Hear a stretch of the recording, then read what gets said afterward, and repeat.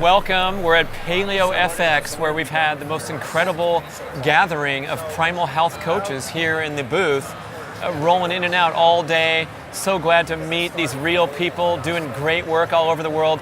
And then one of them is a celebrity. Little did we know among the Primal health coach crew, it's Peter Maher, a former elite world-class marathon runner. Thank you. 2 hours and 11 minutes is his best time. This guy was on the world circuit performing at the highest level, set a world record at 25K, took fourth in the New York City Marathon. Out of however many, 40,000 people, this guy came in the top four, had a great career on the running circuit, and now you're fully immersed in this health scene. So tell us how your Primal Health Coach experience is integrated to this facility you have in Toronto. So basically, I ended up pretty beat up from running all the mileage. Imagine that. Being the sugar burner that I was, I just carved every day. Pounded pasta was sort of the go-to every day, and those bagels, they were constantly being munched all the time. So munch, and so when I got into the bagel store, I used to have to throw the bag in the back because they were gone before I got home. So obviously with all this fuel on board, I caused an enormous amount of stress to my body. And it was when I retired, all the aches and pains came to be. So I probably at age 42, 43, had a couple of surgeries on my knee. They did sort of orthoscopic surgery. They did a few things around microfracture later on, trying to save my knees. And then I just saw that none of this was really working. There was people messing around with what I wanted to do. And it was in 2011, I was getting on the plane, having been at the New York City Marathon, and I stumbled on the Primal blueprint. There it was, and I just went, well, okay, yeah, I'll pick this up. Was it sitting in the jacket on your seat or something? A leftover? No, it was just there, and I started to read it in the waiting lounge, and continued to read it on the plane going home, and I never put it down till I finished. Wow. And I fell in love with the whole concept of grok and what he did, and what it spoke for, and that whole very simplistic, but what I would call inside me, the roots. It spoke to what was important. And so I left. At that time, I was doing a lot of physical therapy and a lot of work rehabilitating athletes from my own experience doing what I was doing. So I was qualified physical therapist, qualified in biomechanics, and then this just seemed to be the other part of the jigsaw puzzle that would sort of bring those things together. And then in 2015, I decided to go ahead, 16, did the course and qualified in it, and I've integrated it into both elite athletes that I coach, but also into mom and pop from the elite athletes who just want to get some sort of semblance in their life. So it's been very easy to put together.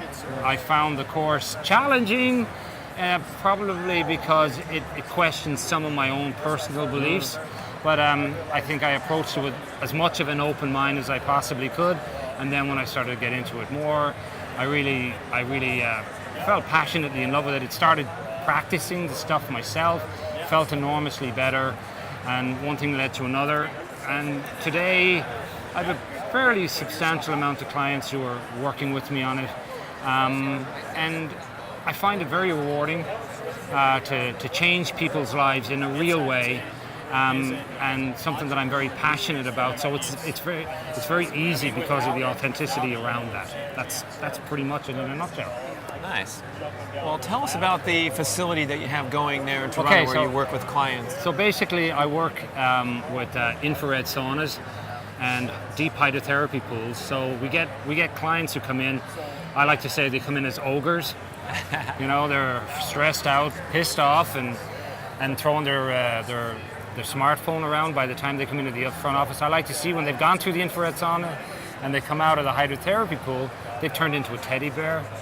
So we've changed them physically, mentally, and emotionally, and so they're more receptive to the deep neuromuscular work we'll do on them at that stage. So we're able to elicit a lot greater change with that. And it's also one of the great ways using the far infrared saunas as a modality to see what their hydration levels are. Because we put them in there and it's about 165 degrees, and if they're not perspiring within 10 to 15 minutes, there's something amiss. Oh. So we won't continue to treat them even at that level. I'll send them back, we'll get them hydrated properly over a 3-day period, and then bring them back. And it's very interesting to see 3 days later, when they've got their proper hydration levels up, their electrolytes in play, you'll see they'll go in there and they'll perspire proficiently. And the great thing is, you've actually turned on their thirst mechanism now. They're looking for it. They come out of that, and we actually use cold water showers outdoors. So they come out from the infrared sauna, and they got to go underneath this cold shower and wake them up. Just absolutely shock the shit out of them. You can say that. And so they get this unbelievable wake up for about another 30 seconds. And then we put them into a deep hydrotherapy pool, which is ergonomically set up. So if they've got, sore low lumbar, calves, IT bands, whatever, we can position them in the tub. It's a very large tub. It's about 8 by 8, and we've 2 of them, one for women and one for men. And they're set up in such a way that the IT band can be isolated and massaged through by the hydrotherapy pool. So by the time they arrive on the table, the tissue is like putty, really receptive. So the deep neuromuscular work we'll use will elicit a far greater change. And then we finish that up usually with a series of active isolated assisted stretching that would have been done by the likes of Aaron Maties way back in the day when he would have done the original guys with rope stretching. So I learned the techniques from him 30 years ago, and they're still used today very effectively. In some cases, we'll then also use kind of like Chinese cupping to get into areas where there's really strong inflamed IT bands where it's like very fibrotic and won't break down. So a number of those things we'll do. And then obviously, if we can get to them about from the nutritional point of view, where we can lower their inflammatory markers and what they're putting in, we're making a complete change with their whole cellular makeup. That's the plan. So I guess by the time they're out of there, then they're maybe more receptive to listening to nutritional consultation. They're so relaxed, they feel like wonderful, and then they're open-minded. You think there's anything to that? They're more relaxed, most definitely, and you'll find that they become more inquisitive about, like, well, what do I got to do to feel like this more often? Wow. So just integrating some of the very simple primal health coaching facets about getting rid of the grains, about just a simple act of turning off their phone and their iPad earlier in the night, little tips here and there, and it's 1 or 2 little tips that seems to kick in more interest in what they're doing. So I take that to the next level, because when they're away from the pain, the next step is to get some biomarkers on them from, let's say, their bone mass, their muscle mass, their fat percentage, their hydration levels, visceral fat. So we do a bioelectrical impedance test on them. And then over the next 12 weeks, because we've got those markers, it works on the psychology that once we have numbers, we have something to measure. And then I ask them to put emotional content behind what they're doing. So they get the results by email most weeks from me that says, look, your scale numbers in terms of weight hasn't dropped, but your hydration levels are way up, your muscle mass is way up, so don't be worried about the weight. You're doing much better. And all those markers, then at the end of it, I like them to go back to their GP, their physician, and get those blood tests done. And they generally get the response when they walk in the door, what have you been doing? It's great to see, So, very interesting to see too, changes in insurance policies. 1 or 2 of them are now recognizing the role of primal health coaching, whereby by doing a 12-week course with a primal health coach, they will give you a reduction in your health policy. So that's on a global thing. No, this is in Ireland, not in Canada. Ireland. In Ireland now. Yeah, in Ireland. Yeah. Progressive country. They know more than Americans in the insurance business.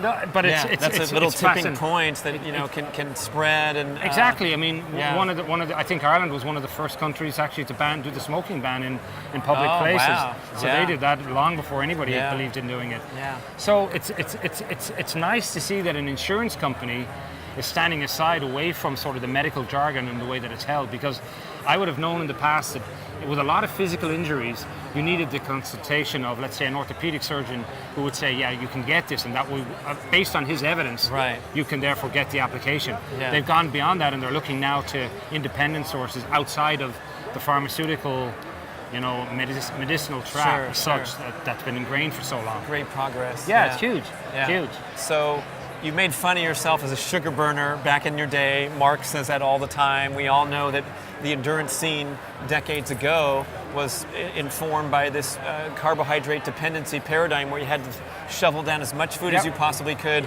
run as many miles as you could. No conversation. Right. And now, isn't it strange that you've transformed into this new dimension, but we still look back and we're kind of shocked that there hasn't been that type of transformation among the endurance community. We're still looking at sugar-burning marathon runners squeezing the sugar down, carrying extra body fat along the course, even though they're running many miles per week. What do you think about that, and what's it going to take to kind of kick into a fat-burning paradigm for the endurance? I think it's a movement that's come its time, and it's not going to turn back. I mean, it's just going to take a little. It's like when you start that avalanche. It's a small snowflake at the top that turns into this massive momentum by the time it gets to the bottom, and that's what's going to happen. Where are we on that shift at the moment? Probably right at the highest altitude where it's going to start coming. I'd love to see this convention video it today and come back in 15 years time, and let's look at where it's held, look at the way it's expanded and evolved. You'll see a huge change in all of that. On the ground, there are pockets of people getting awareness that, I mean, you have to be pretty much dumb and blind to not see that the effects of it. And then if you look at the great athletes that are out there that are running so well, the Kenyans, you can tell clearly that the Kenyans are a nation of individuals who, when you look at them in their purest form, they are fat burners, and they are probably more not so much fat burners as that they're certainly not sugar burners in the way that we would see here in the West. They don't have 7-Elevens in Eton, Kenya. No, you don't see KFC on every corner. No. Yeah. And so therefore they're like, I go back and I look at some of the old pictures of Irish distance runners from the 1950s and 60s. There was no such thing. They ran in plimsolls, or they were barefoot runners. They ran cross country. That's right. Yeah. And they were all sticks. Every one of them was like an emaciated greyhound. Yeah. Lungs and legs. And I think the movement of keto and primal, its time has come, and it's just not going to turn around. It's just going to keep going and growing and growing. I'm taking it, working now. I found a niche working with stem cell regeneration. I work with a consultant who performs bone marrow aspirations to take out the stem cells and inject them with platelet-rich plasma back into the individuals, from that individuals, so they're generating their own adult stem cells. My role with him is to actually get them off the person's meds, move them into a primal first, then keto, and ultimately autophagy in the last 4 to 5 days before they get the procedure done. So their biomarkers for inflammation are considerably reduced. Yeah. So that the stem cells in this state of emergency are highly activated. So they're harvesting stem cells, and then they proliferate them with laser and different types of lights, and then they inject them back into wherever the requirement for inflammation. So if it's a cartilage degeneration, or it's a labrum tear in the hip, or if it's something relating to your spinal column, these stem cells, soldiers, will go do what they're supposed to do. So, and then coming out the other side, keeping them in a keto program so that there's no inflammation to come back in. So it's very much like what Walter Longo is doing with his principles around chemotherapy, because his view of chemotherapy says, keep the people in autophagy prior to the chemo, give them the chemo and come out the other side. Their symptoms from the chemo are completely quiet, and they don't have any of the null effects. So he likened it to the Carthaginians and the Romans in a fight. So in cancer, so we're standing over, we got this big, huge chemo gun, and we want to get a signal to the Romans to shield themselves. Yeah. So they get down on their bended knees and they shield themselves, while the Carthaginians, which were the cancer cells, keep running around. So how he brings that back into the body where ketogenics and autophagy does that is it sends a signal to the cells of the person that, you know what, there's something drastic taking place, protect yourself. Whereas their cancer cells don't get that message, they continue on their merry way, and the chemo actually nails them. Whereas what's normally done is people eat normally. Oncologists are concerned that you need to keep eating, keep your weight up, keep the sugar going, and on the other side, come up, keep your sugar going. So you're actually feeding the Carthaginians to keep their job going. Yeah. It's tough to take that divergent path when you're a cancer patient. Very tough. It's nice to talk about, but yeah, It is, but I mean, the more success we have, and the more stories and the presentations. It's really very helps. interesting to see how stem cells and cancer and chemo are actually beneficiaries from the work that's going on in keto and paleo. Yeah. How really is proving that whole principle that 80% of your genetic makeup is going to be controlled by what you put in your mouth in the first place.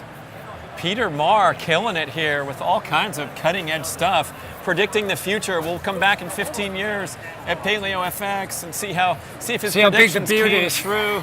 That's right. So I want to find out, can we find out more what you're doing in Cork, Ireland? Do you have a website or something? You can get me at www.mahersportstherapy.com.